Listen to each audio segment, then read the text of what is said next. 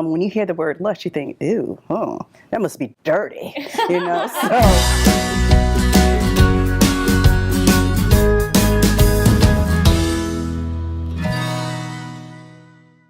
Most of us know when we're in love, and many of us have felt lust. But what is the difference between love and lust? Lust can be really fun and rarely really fulfilling, but it can be really fun and very invigorating. And I love an old Woody Allen comment where he once said, "Sex without love is a shallow experience, but as shallow experiences go, it's one of the best." So basically, I really think that lust is really about getting, and love is about giving. And in the giving, we receive more and more. And I think you can actually have lust with somebody you're in love with, because you lust after connection with them, or you lust after, I want to get more connected. It's a want, it's something to get. And love is more about the exchange and the real giving. That's my take on it. So it doesn't have to be black and white. Either you're in lust or you're in love. You can have both. And is that something that you guys think as well? What's the difference between lust and love? So I think lust gets such a negative connotation.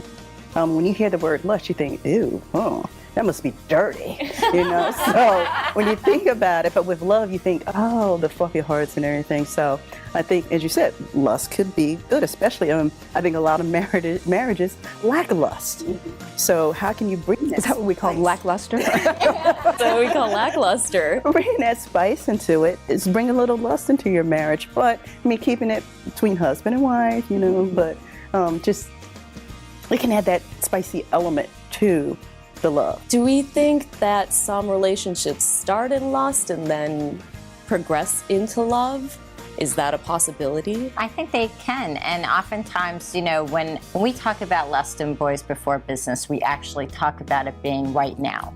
And that's something that really can develop and evolve into love, because you're having such a good time getting what you get right now that you want more of that, and then you want to get deeper and a deeper connection with that person, and it can blossom, as we all like to say, into love.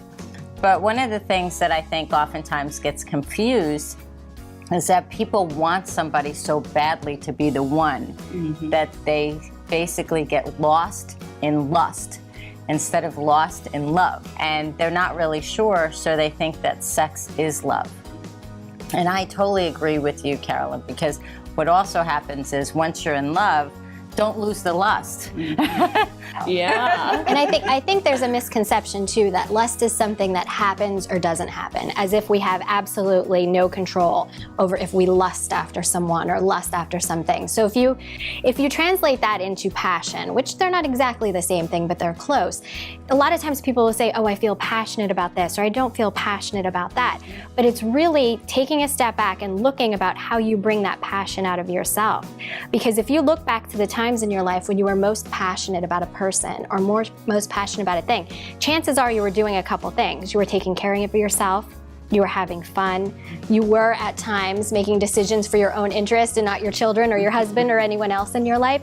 So you need to have yourself in a healthy state, physically, spiritually, mentally, emotionally, to be able to be capable of producing that energy. So it's thinking about lust and passion as coming from you as well as something that you receive. If you're lucky, somebody walks in the room and you get that feeling, but there's something that you could do to enhance those feelings. I love that, because you do often think that you don't have control over lust. And to be honest with you, sometimes when people say, oh, I'm lusting after someone, I feel a little jealous. I'm like, that sounds cool. That sounds like fun. I want to get some of that, right? So I wonder, how do we create that in a relationship, or maybe we have love, but we want a little bit of lust? Well, I think we can literally learn to generate our own state. And the electric plant doesn't have electricity, it generates it. And if we want more aliveness and we want more passion that turns into that kind of fiery thing we call lust, we can literally choose to generate that. And I'd be interested, Crystal, in how you teach people to generate that. Well, the first thing is self-care. You know, especially as women nowadays, we have the job, we have the husband, we have the kids, we have responsibilities. Some of us have aging parents, and we run ourselves dry. We spread ourselves too thin. We can't have that energy to focus on those things when it's being zapped out of us everywhere else. So the first thing is self-care. And then it comes down to knowing what you like to do. And some people say, well, I don't even have time to figure that out, or 20 years have gone by since I spent time on myself. What am I supposed to do? You try things. You know, we all understand that lust can be in the moment. It can be about taking a little bit more than giving, perhaps, and it can be fun. It doesn't necessarily have to be dirty. But I think the real revelation is that we can generate lust. We can generate feelings of passion. There are steps, very practical ones, that we can take to bring that into our lives, into ourselves, and into our relationships.